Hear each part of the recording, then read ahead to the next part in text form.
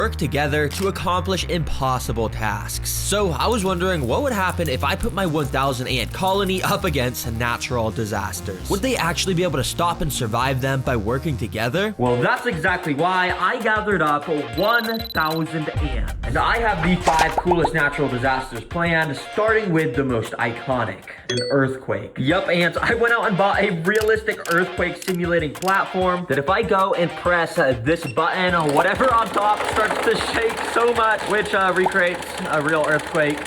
Oh, dang. But what I'll actually be putting on here is this 2D ant nest and filling it up with the 1,000 ants, of course. Basically, these ants will dig out tunnels along the glass like my last ant video, but throughout that process, the earthquake machine will lightly go off to gently collapse the tunnels while the ants are digging. That way, I can show you how ants evolve to survive earthquakes in the wild, and if they pass, they move on to the more and more interesting disasters. Now, as you could probably imagine, the ants wasted no time to get to work. Ants are so tiny, and while a single ant would basically be able to make no progress whatsoever, when you have a 1,000 ants, things are done at an insanely rapid pace as workers started picking up grains of sand along the glass so each tunnel could be formed. It's so cool to see time-lapse footage of these tunnels being made because they literally dug out this entire amount of sand in only like 6 hours. So I'm wondering what's going to happen to these tunnels when I turn on this earthquake machine. Now, I started by turning it on the least powerful setting. Okay, it's shaking super slowly. Now, it's my goal to make sure not a single ant is harmed in this video. I just want to show you how insanely smart they are and how they will overcome all these disasters in the wild. But even this very light shaking was definitely felt amongst the colony. The workers along the top area immediately knew something was off and they started frantically running around, as you can see. And when we take a look down under the nest where all the tunnels are, you can see those ants were acting similarly. Ants know during earthquakes their tunnels have the chance to collapse, so all of them were being extremely careful. Very interestingly enough, in this room here, many of the ants were gathering up on the walls of the room to add an extra layer of support so it wouldn't collapse. But of course, when an earthquake happens in the wild, a part of the nest is bound to collapse, so it wasn't long until this happened. A bit of the sand here started to fall, completely blocking off this tunnel. I immediately turned off the machine to make sure the ants wouldn't be too stressed out while they had to commence a rescue mission. Because as you can see, while most of the ants were able to squeeze out, like this guy here, at least one ant was partially trapped in this collapsed tunnel. But amazingly, it looked as though one of the ants was already picking up some of the sand from the collapsed portion to clear it out. And yeah, literally so quickly, the ants excavated the entire collapsed tunnel, enough to where it was a perfectly functional area to walk through again. And funnily enough, some of the ants even started to walk in and slowly dig out the area where the sand had just collapsed from to make a new tunnel there. Wow, the ants just completed this natural disaster. They are so smart. But the natural disasters are designed to get more interesting as the video goes on. So next up,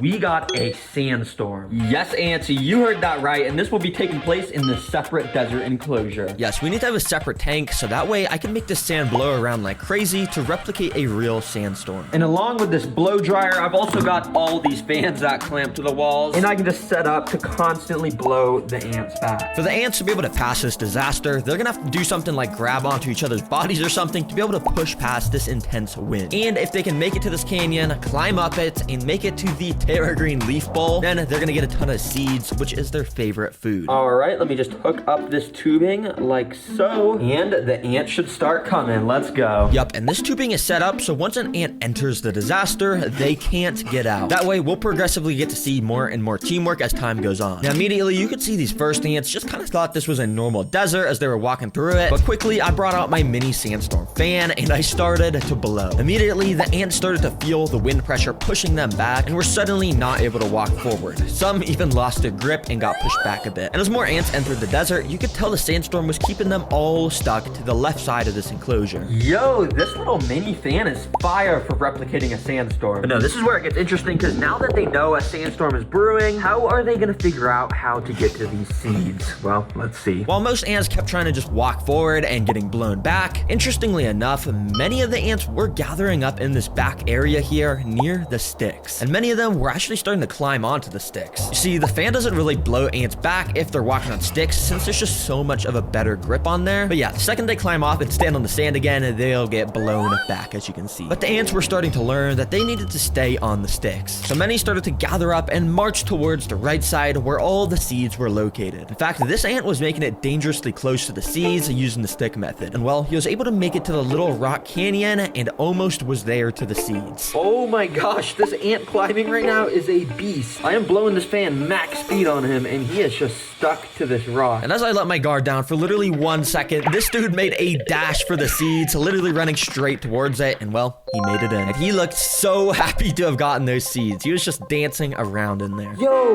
this ant is crazy. I didn't even have time to blow him back when he got up into this area. Since the ants passed a disaster, I gathered them all up and put them back into the nest. And I gave them the food prize, which of course they start to take down into the nest over the next 5 minutes. But ants, I'm not gonna lie, this natural disaster was kind of easy to pass. But if we really want to learn about how ants survive, well, we gotta go to our third natural disaster, a flood. Yup, and as you can see, I've built another custom tank where the flood is going to be getting simulated. I know there's no water yet, but you'll see how quickly that changes. For now, all you gotta know is if the ants make it all the way to this leaf ball, they'll once again get rewarded with tons more seeds. These ants have no idea what's about to hit them. Let's connect this tubing. So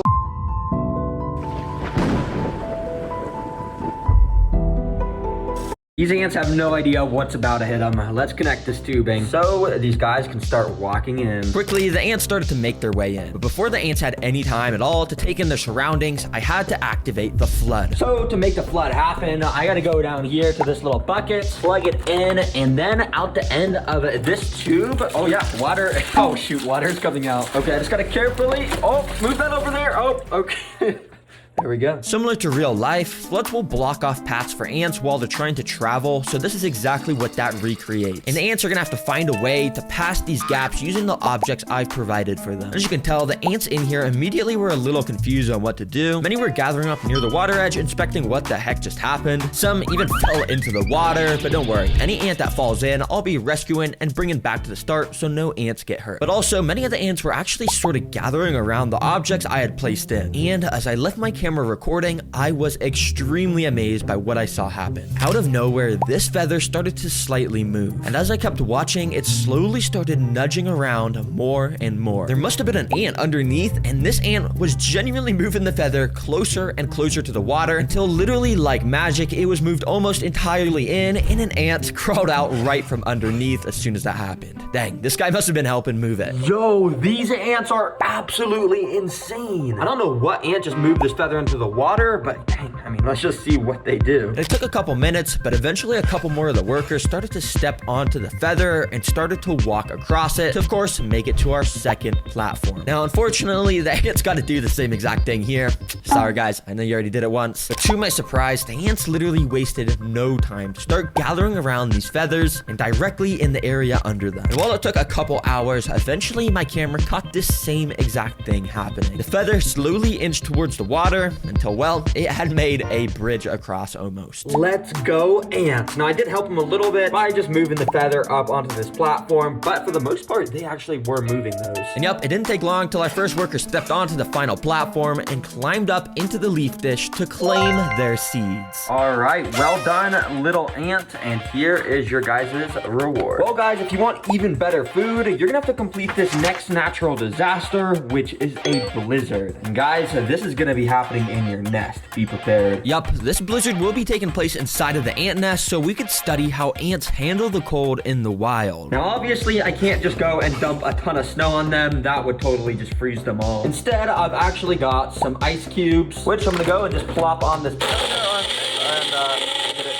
which, as you can see, this makes a nice little makeshift snow that on my laser thermometer is approximately -Celsius degrees. I started by sprinkling a super tiny amount of this ice on the ant nest to see how they'd initially react, and interestingly, well, not even a single ant cared at all. Yeah, this ice just melted completely into the sand. Since the ants weren't affected by that, I decided to up the amount of ice I put in, which should give us a reaction to how ants handle the cold in the wild. And this time, the ants were actually a bit more interested in the ice, with some of them even crawling on top of them. But the most fascinating thing I had noticed was how much the ants had started to slow down their— I just started the game. Boom! Hey, 1 versus 1 me. Wait, I just started. on. Fascinating thing I had noticed was how much the ants had started to slow down their movement since the start.